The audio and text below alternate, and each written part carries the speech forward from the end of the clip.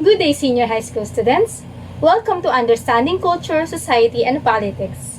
I am Mrs. Ruby Ann Cabrera, your live streaming teacher for today. After learning about state and non-state institutions and their contributions to an individual's development and the community, today you are going to learn the importance and functions of education in your development. Our learning objective is at the end of the lesson, you will examine the functions and importance of education in society. Before we learn, we should assess your prior knowledge regarding education in the Philippines. Choose your letter of your answer and write it in your Ucsp notebook. Are you ready? Let us begin. It usually takes place in a classroom setting and is provided by trained teaching and non-teaching staff. A. Formal education. B. Non-formal education. C. Distance education. And the correct answer is A. Question 2. This type of education is offered by private and public colleges and universities. A. Primary education. B. Secondary education. C. Tertiary education. The correct answer is letter C. Question 3. It is the primary function of education. A. Create a business. B. Socialization. Or C. Working. The correct answer is letter B. Question 4. Primary and secondary education are regulated by A. CHED. B. TESDA. C. DepEd. Of course, the correct answer is letter C. Question 5. It is an organized educational activity that takes place outside a formal setup. It has no age limit. Even adults can take part. A. Non-formal education. B. Vocational education. Or C. Special education. The correct answer is letter A. Great job! Thank you for participating in our pre-test. Let us now discuss the system of education in the Philippines.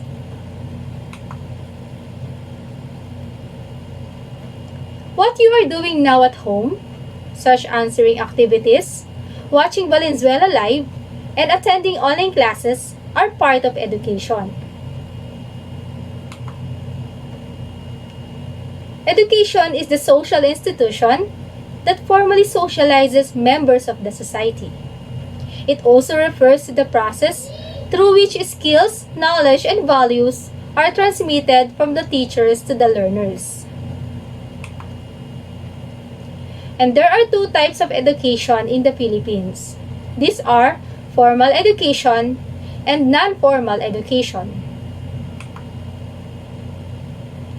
Formal education usually takes place in a classroom setting, provided by trained teacher or trained teaching and non-teaching staff. Under formal education, we have elementary education, first part of the educational system, and it includes 6 years of compulsory schooling from grade 1 to grade 6. Next is secondary education. It is continuing basic education from the elementary level to 4 years junior high school and 2 years senior high school. Tertiary education. It is offered by private and public colleges and universities. Most higher education institutions offer 4-year degree programs with 2 semesters per year. After finishing your senior high school, you can take up your preferred course and finish until college. Vocational education. Accredited institutions offer technical and occupational education. Programs offered varies in duration from weeks to 2 years. So these are the different types of education under formal education. Elementary education, secondary education, tertiary education, and vocational education. Next, we have the non-formal education. It is an organized educational activity that takes place outside the formal setup. It has no age limit. Even adults and out-of-school youth can take part in a non-formal education program. Example for this is the alternative learning system of the Department of Education. Special education.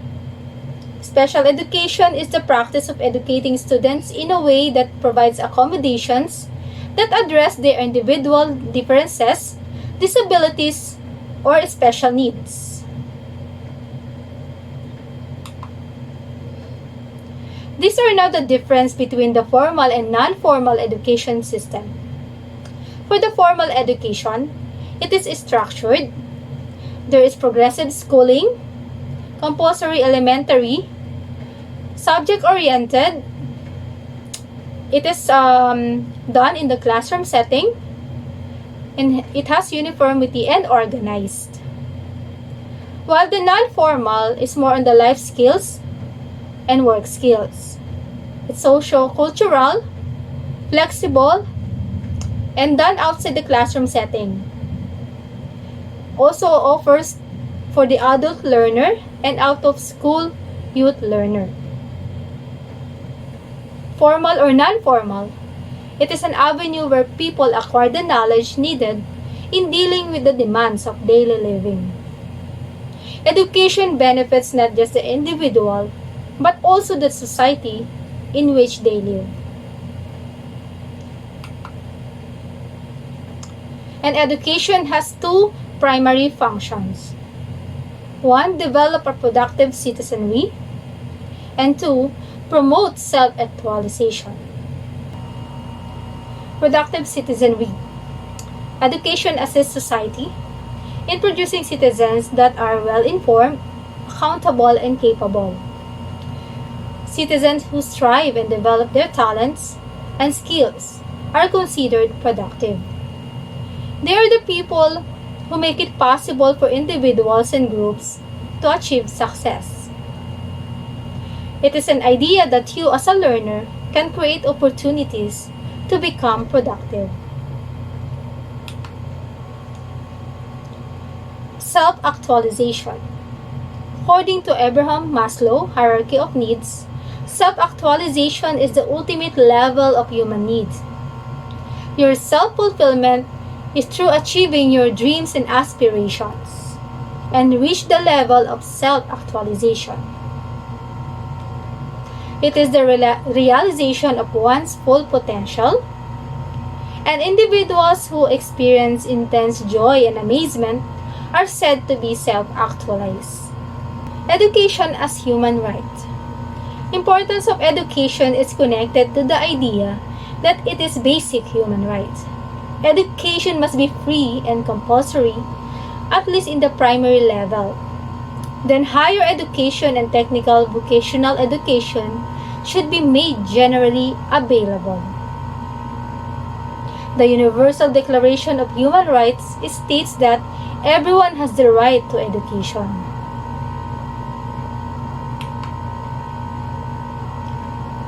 Nevertheless, in the statement of the United Nations Educational, Scientific, and Cultural Organization or UNESCO, education is a fundamental human right and essential for the exercise of all other human rights regardless of race, gender, and conditions in life.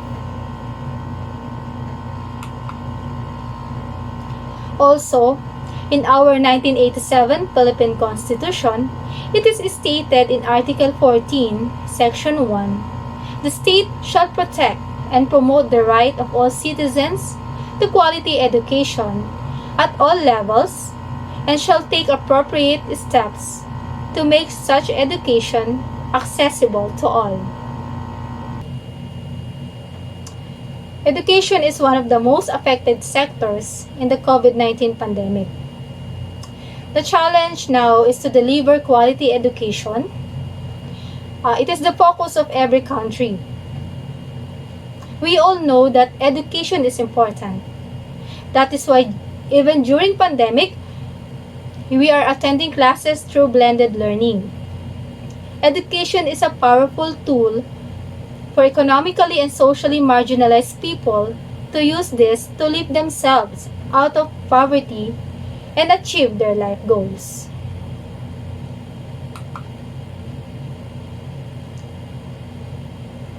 To summarize the discussion, in this lesson, you have learned the systems of education in the Philippines, the formal and non-formal education.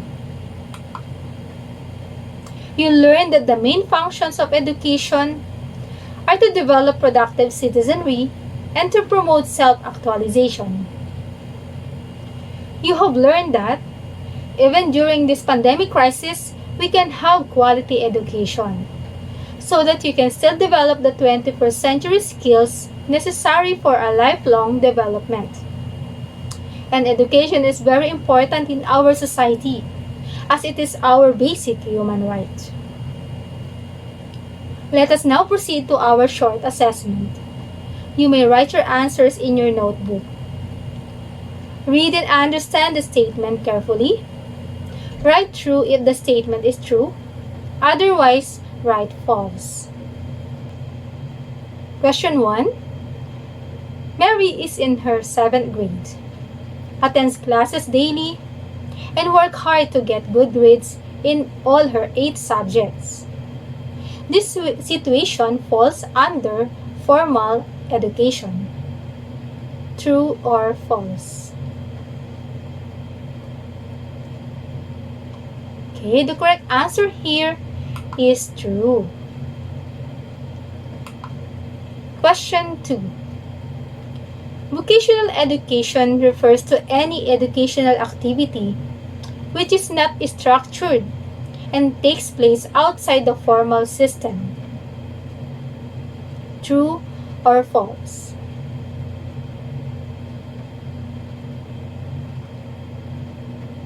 The answer is false because it is non-formal education. 3.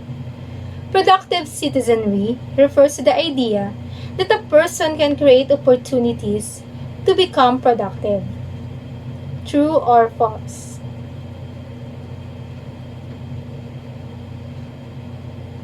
The correct answer is true.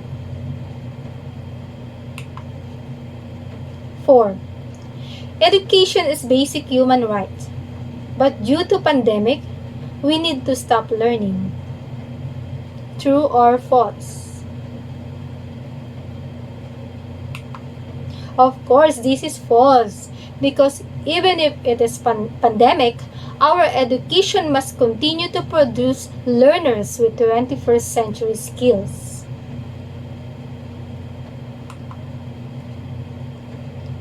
5. Self-actualization also means a desire for self-fulfillment, where you achieve your dreams and aspirations. The correct answer is true. Thank you for participating in our assessment. We will now proceed to your assignment. Here is now your assignment. Make a poster on the role of education during COVID-19 crisis. Use bond paper for your output, then your teacher will give you a rubric for this activity. For your other questions and concerns, your UCSP teacher will see you in your follow-up discussion schedule. Thank you, senior high school students, for watching our UCSP Live today. I hope you learned a lot from this week's lesson. Once again, I am Mrs. Ruby Ann Cabrera, and I wish you a pleasant day.